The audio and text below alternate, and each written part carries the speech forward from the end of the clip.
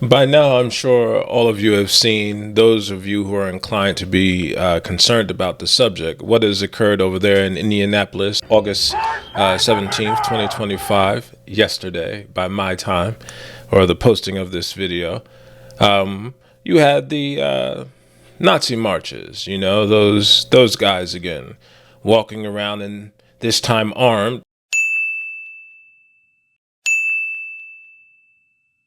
letting it be known that, they're white supremacists. Watching that, it inspired me to like pose several questions, inward questions, by looking at the behavior. One of them is, what is the end result of white supremacy? It's a fascinating thought process. I'm not going to delve completely into it now, but I do want us to keep that lingering in the atmosphere during the length of this video. The other one is, what is the origin of their hate? That may seem like a straightforward inquiry, but then you have people like Dr. Francis Cress Welsing, who complicates that inquiry. Then you have three, will an ethno-state or country or even a planet, will it all stop you people from killing the planet and squandering the resources on it? I guess maybe that plays into point one. What is the end result of white supremacy? And then point four, if you hate black people so much, why did you pass laws keeping us from leaving you? Or kill off the leaders who wanted us to separate from you here and abroad? And that's not something of antiquity. You have Muammar Gaddafi, who actually was trying to inspire us to separate from you and create a currency strong enough to actually rival yours, to where black nations could actually rise again to their pre-European exploitative heights. And then you have point five, these are literally things that I typed down to myself to keep me confined somewhat, because racism in and of itself to me is a fascinating topic. Fascinating only because it's front and center and it's into everything and it's responsible for destroying everything. And a lot of people conflate that, like Zionism and Judaism. People try to conflate that. And if you say you're Zionist, then also you're anti-Judaism, which is ridiculous. And then when people point out I'm anti-racist and anti-white supremacist, now because of the climate we're in, and we've honestly been in it, they're just taking the mask off.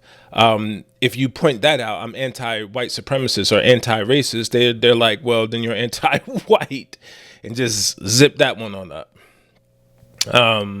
So those are questions I want you to keep front of center during this video, and maybe we'll revisit all of them, and maybe we won't. Maybe I'll only touch on a few of them, but they were just questions that stuck out to me, which is why I wrote them down. But we're going to get into reacting to this video because I want us to analyze it, because it's a fascinating topic. Remember, white supremacy is in everything. It's like the air you breathe. It's in your taxes. When you pay your taxes.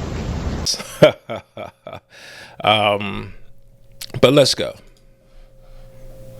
I want us to take a quick little look at our nice little Neanderthal friends here.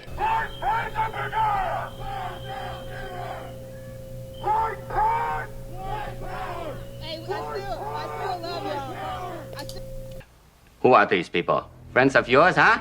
Now, this really pisses me off to no end. Two things about that video that disturbs me and aggravate me to my core. One, if this is what white supremacy looks like, out of shape, mask wearing, all coordinated, color coordinated, ironically enough in black, I don't know, like it, whatever. That goes to Dr. Francis Cress Welsing, by the way, but I'm not even going to touch on that. If this is what white supremacy looks like, too cowardly to show its face, then one would assume that there's nothing to deal with here, that there's nothing to be worried about. But these are the foot soldiers, minions. Some of them are doctors, lawyers, and so on and so forth, guaranteed, which is why they're hiding their face. They are insignificant. True white supremacy topples nations and liquidates their resources, kills leaders, and so on. White supremacy is definitely, this is the bedrock, the citadel of white supremacy here in America. It was once in Britain. But white supremacy in America, this brand of white supremacy created chattel slavery. So make no mistake about it, you are living within a country confined to the principles of racism. These people don't represent it. They will willingly die for it, as they have always been willing to die for it, because they know this is what gives them a leg up, an unjustified, unwarranted leg up in society, in the world. Why do you carry that flag? Because this is my heritage. My family fought to save their farm under this flag. Who was working that farm? My family was. Who was working the farm? They were poor. Do you know how much a slave cost back then? But these people don't represent white supremacy. They're literally, if they did and you had to put them on a percentage scale, they're like 0.0001 whatever percent of what white supremacy actually represents. These are just the terrorist arm of white supremacy. They're not the more organized arm of white supremacy, still lower down, but tasked with enforcing white supremacy at its lower rungs. Those people you'll find in like police departments, FBI, so on and so forth. That's where you'll find them at. You'll find them wearing a suit and so on and so forth. And like I said, I led with that. I don't digress from that point or demur from that point. A lot of them are indeed lawyers and police officers and so on, but they're disgruntled with the process. They're disgruntled with the process that manifests the guarantee that they are indeed white supremacists and will have the end result of white supremacy, which is an all-white country, or indeed an all-white world with all white interests prevailing in that world. Right? That's one of the points that frustrate me. The hypocrisy of it all. And then the second point, if you will remember, where the sister was talking about, I still love you. If black people maintain that same type of philosophy sincerely, because it's in all of us, which is the reason why anytime one of them does something nice or polite or friendly or even human to us, we invite them to the cookout. But we don't share that same energy for ourselves. We manufacture and concoct narratives about each other, justifying why it is we refuse to come together against the common enemy. And indeed, that common enemy, if indeed we were to come together against it, you'd be surprised that a lot of these white people that you invited to the cookout wouldn't be on your side. And a lot of the other ones that you would invite to the cookout wouldn't invite to the cookout would be. I'd like to point out, though, that I say that because it is usually if you study the structure of the Negro community, economically, politically, civically, psychologically, and otherwise, it's controlled by the white liberal, who usually poses as the friend of the Negro, who actually differs from the white conservative in the same way that the fox differs from the wolf. Their appetite is the same. Their motives are the same. It's only their mannerisms and methods that differ. These are useful idiots. They are against the system just as much as we are. They just want an end result that is diametrically opposed to ours. But even a broken clock is right at least once a day, at least once. But I didn't like that. Her extending love in the face of hatred. And there's a lot of self-hating blackness that we have to deal with internally. We have to do the shadow work internally. You don't see us doing it, though. But we'll gladly extend outwards into others to bring them into our fucking bullshit. That's the reason why there's so many diaspora wars, this manufactured psyop that has been imposed upon us, this diaspora beef, where we're just beefing with our reflection in the mirror just because it sounds different than us, or wears its hair different than us, or comes from a different area than us. It's truly ridiculous. And if that won't work, then we'll go even lower and start beefing with the genders. Now there's a misogynoir type of beef going on, or at least it was going on. It's not currently as prevalent as the diaspora nonsense that's happening. I wish we would hold that same energy towards blackness, because trust and believe they are more foreign to you than an African over there in another continent that doesn't speak English and doesn't have any exposure to African American culture or American culture. They are 10 times more of a foreigner to you than those people. But it wouldn't surprise me if that sister was on social media just filled to the brim with anti-diaspora notions. But whatever, I digress, bro. Still love you.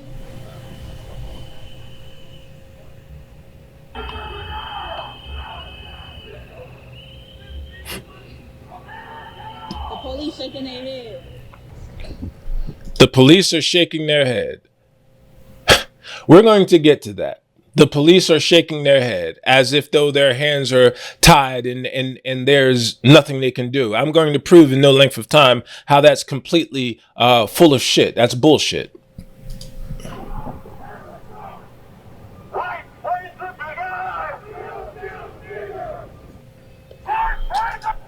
I don't know what that last part was. It sounded like he said white voices together, kill niggers. That's what it sounded like.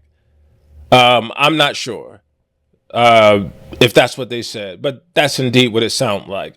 Now, if we can go to Exhibit B here and analyze what the chief of police out that way said. I'm going to skip past some of this, but you can go to his post. You see it was posted 19 hours ago. You can go to the post yourself and do some digging and fact check me and fact check him if you like. He says, yesterday a hate group chose to march in downtown Indianapolis. Their attempt to spread messages of fear and division stands in direct contrast to the values of our city. I beg to differ on that. Hate has no home in our community. Again, I beg to differ on that. It does not define us, and it will never be welcome here. Again, I'm sorry, I do beg to differ on that. The entire IMPD, Indianapolis Metropolitan Police Department, hears and recognizes the concern and deep pain this type of activity causes our community. We had no prior knowledge of the demonstration, which means the demonstrators did not ask or request for a permit, but immediately diverted resources, wasted taxpayer dollars, to closely monitor the march. This allowed us to address any violations of the law. I'm going to differ with that, and I'm going to show you how that statement is potentially erroneous, while prioritizing community safety and upholding our obligation to protect those exercising their First Amendment rights, safeguarding First Amendment rights, even for those whose views we find reprehensible. That's not saying we in the sense of saying the police department. That's saying we in the general sense. Is a responsibility we take seriously. But let me be clear, protecting those rights is not an endorsement of those rights, not now, not ever. Okay, now here's what I'm going to call good bullshit on the good chief's statement, public statement on X of all places. Here we have the municipal code for Marion County, which is where this march or parade or demonstration occurred. And keeping in mind, by the chief of police, that's the head law enforcement figure for Marion County, by him saying he had no prior knowledge or they had no prior knowledge, we are confronted with this section 411-02. Unlawful assembling on streets or in public places, and it states at length, all persons who shall willfully stand, congregate, or assemble upon any of the sidewalks, streets, parks, or other public places, or in or around any public or private markets or buildings in the city, so as to disturb the peace or cause annoyance, obstruction, or hindrance to the passers-by or the public, shall be liable to arrest. It shall be the duty of the chief of police or of any officer of the police force to warn and to order all persons violating any provision of this section to move away or disperse, and in case of neglect or refusal promptly to obey such order, to arrest any such person so refusing or neglecting to obey. That code has been around and on the books since 1975. The chief of police is a lifelong member, practically, long tenured member, practically, of the law enforcement apparatus over there in Marion County. So I do find it somewhat disingenuous here that he would say, because keeping in mind, I read the entire section. There is no section talking about movement and this, that, and the other thing, because someone would push back and say, oh, well, they were moving. They were moving back and forth. There is no such section about them marching in that entire code. It says parades and public demonstrations. That's what it is. Parades and public demonstrations. I invite you to read the entire code before you give me a pushback on that. Because I had spoke before on Othel Wallace, a gentleman in Florida who had killed a cop who was in the process of violating that man to the umpteenth degree. And then when I pointed out what the law said, I got a lot of pushback on that on these social media platforms. Because from people who refuse to read the law or the case law supporting the law. This, by all accounts, by normal judicious parlance, is called a public demonstration. They congregated. They congregated in that area in a group and marched and demonstrated. They created a nuisance for every non-white supremacist in that area. They had more than enough justification to arrest those people if they did not disperse, and they did not. They gave them an escort. They walked with them, in a sense.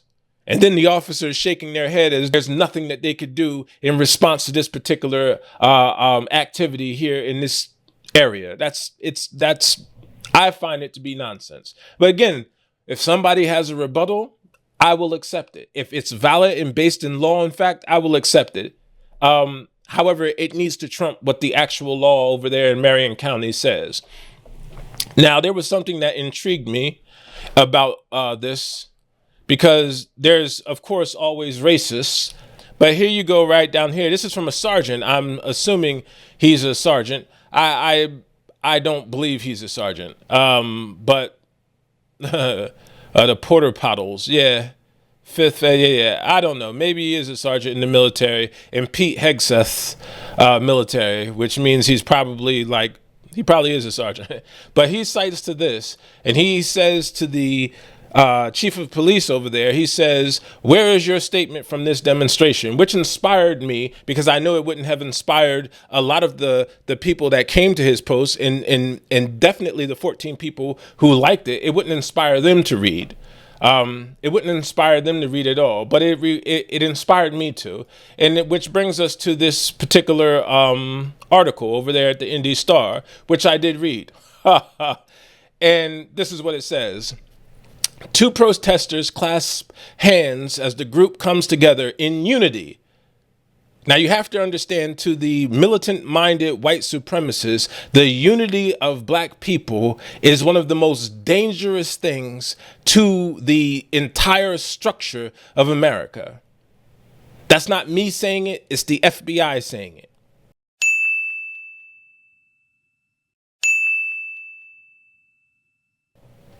All right. In unity during a march, Saturday, July 17th, 2021. He had to go back 4 years, over 4 years, or approximately 4 years, should I say, to get this rebuttal, self-owned in all actuality.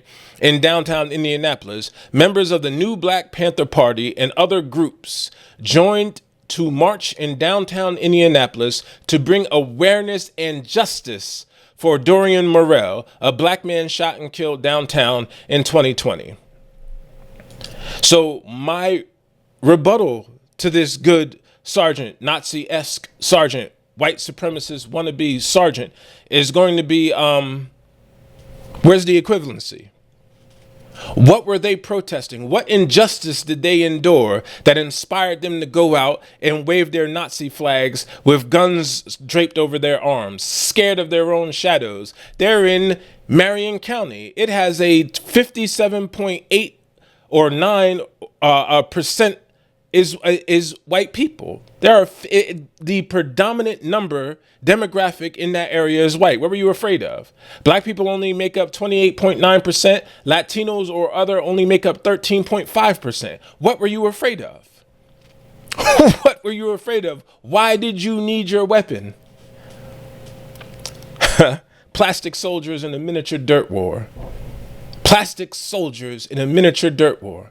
But I go back to the good sergeant. Where is the equivalency?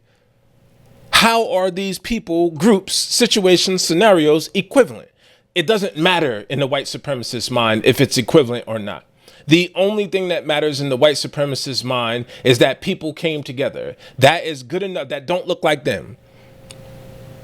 That's another key ingredient, quintessential actual ingredient in everything. You can go to these posts, which I am somewhat guilty of, like Scoops, and you can watch all these fight scenarios happening and this, that, and the other thing. And the white supremacists, so long as the black person or non-white person is getting whooped, the white supremacist is all through there. Yeah, this is what it's like. This is how it's going to turn out for y'all. Don't ever get it messed up. Y'all always know what it's going to be, and yada, yada, yada. Soon as you find a post where the white supremacist or racist or two-bit hillbilly is getting his backside handed to him, then you find, oh, you guys are always jumping people. Oh, you guys are so violent. This, that, and the other thing. It doesn't even matter. I think a death sentence for a person of reason would be to spend one day in the mind of a racist. I swear to God, it will be an immediate death sentence.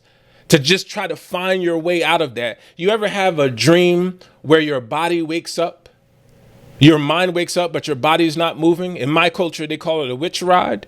You ever have one of those? It's a fucking nightmare. It's one of the most horrifying things on the world. That is what one must imagine a white supremacist mind is like. The only thing different is the mind is asleep and the body's moving. The mind is completely dumbed out and the body is moving. So I would like to point out the difference between our movements and their movements in this particular respect, to finish off Sergeant Dipshit. The difference in our movements, sir, is that we come together to fight against an injustice your systems have paid to us. That's when you see us in the streets. That's when you see us marching. That's when you see us burning shit down. Is when we haven't endured an injustice and you guys won't rectify it in a system that you believe and you hold out as being justice balanced. Justice is blind. It doesn't see race, and you hold the scales and all this other nonsense. And for some odd reason, the system seems to treat one group of people harshly and another group of people leniently. Something there does not add up. Something there, that math doesn't math at all. At all. And you want us to suspend reason, suspend disbelief, and accept your fairy tale narrative. And it stands to reason. It does stand to reason that is a reasonable conclusion on your part. I'll point that out, how I've arrived at that conclusion. Because you people, 77 plus million of you, voted for a man who has 31,100 and something or 70 something documented lies, provable documented lies, and you voted him back in the office. And you voted him back in the office. White, black, brown, all of you motherfuckers, you voted him back in the office. And to me, a lot of people like to be upset. No, we live in a country where majority of these people believe in the tooth fairy. Hell, you had people, grown ass men coming together believing that JFK, who would be over 100 years old by my calculations of things, JFK, or at least close to it, JFK was going to come back and he was going to reveal all of the deep state or whatever the hell these people was believing in. You motherfuckers are wacky. You have grown ass men. You had a woman on TV telling kids to relax, Santa Claus is white. You know, and by the way, for all you kids watching at home, Santa just is white, but this person is just arguing that maybe we should also have a black Santa. But, you know, Santa is what he is, and just so you know, we're just debating this because someone wrote about it, kids. That bitch lying. So I don't believe there's a speck of reason that's based in reason. If you stumble onto a reasonable line of logic, that was an accident. For the most part, I believe everything that forms the basis, normal basis of reason and logic and understanding, objective understanding, I believe that is completely lost on them. Completely. I believe it is accidental and coincidental that you can even form cogent communication. I really do. I really do. But that's entirely beside the point. I want to go back and I want to conclude with one inquiry out of the 5 that I started with in the beginning, because I believe they'll address all of the sub-inquiries that I laid out. What is the end result of white supremacy? What do you think you guys are going to accomplish? I would like to know what you think you're going to accomplish. Is it going to be you separated and you got your own? You already have your own communities. They're called sundown towns, sir. You still have your own communities in this country. That thing that happened over there in Arkansas or whatever hick state that was, where those people said they're going to move up into the bushes and do their own thing and be alone and isolated, like that was just you saying the quiet part out loud. If you remove all black people from this country, which you won't, but if you remove all black people from this country and all other races and you have it all white country, an ethno state or ethno country or ethno region, because this country is a part of another country where the demographics of black people are humongous. There are over 130 million descendants of Africans in South America or in Latin America. Your neighbors dwarf your demographics in this country. That's entirely beside the point. It does kind of touch on the stupidity of the diaspora wars, but that's not the purpose of this video. The purpose of this video is really, I believe, for me to ask the question, what's the end result of all this shit? What do you guys think you're going to accomplish? If you get your end result, do you think a people such as yourselves who don't, I need you to see me clearly when I hit you with this shit, bro. A people such as yourself who do not believe in science, you do not believe in global warming, you do not care about pollution, you do not believe in nothing that advances the race, any race, you don't believe in it. You complaining to high heaven right now, which is the reason why there's a MAGA movement. MAGA means regressive. Again means something that has already happened before, not something that will happen in the future. Not something that will happen in the future at all. You are crying to blues that society as a whole, the species as a whole, is marching onward. Everything about your wish and demand is regressive. Regressive, which means it cannot provide or does not provide to the progression of man.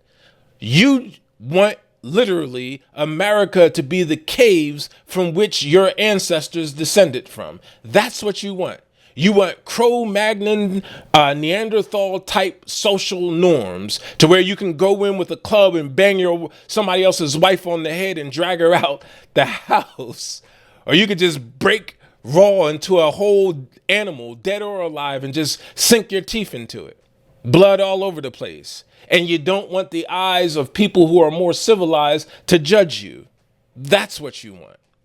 You can say whatever else you would like to that rebuttal. Your deeds disprove any rebuttal whatsoever. Whatsoever. The end results of white supremacy is death. Not for just the African or the Spanish or the Spaniard or the Oriental. It's for whites too. The end result of white supremacy is death for everybody. The whole planet has to go because you don't believe in the sciences necessary to protect it.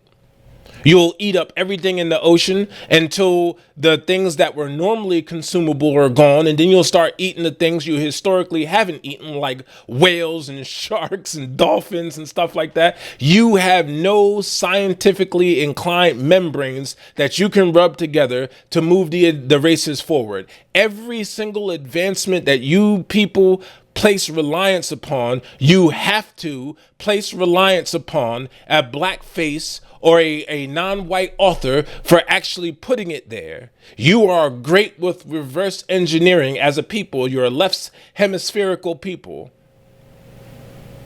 To fight the people who offer the right side of that, the holistic approach of that is insane to me. You people are insane to me. You really are.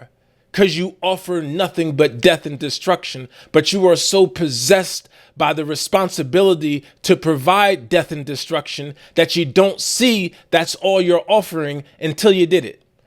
And then you're the Peyton Gendron sitting in the damn courtroom crying after you've extinguished the life of over 10 people who had nothing to do with nothing. I'm very sorry for all the pain I forced the victims and their families to suffer through. I'm very sorry for stealing the lives of your loved ones. I cannot express how much I regret all the decisions I made leading up to my actions on May 14th. I did a terrible thing that day.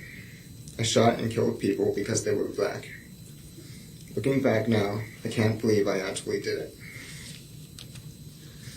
I believed what I read online and acted out of hate. I know I can't take it back. But everything you did to them was a figment of your imagination. It was based upon a figment of your imagination. Everything. That's the end result of white supremacy. Death for death's sake. Taking and destruction for taking and destruction's sake. Imperialism, capitalism. Mass murder for the sake of doing it. For the sake of doing it. And then when that history comes back to haunt you, not the consequences of your deeds, but just the history, you try to destroy that too.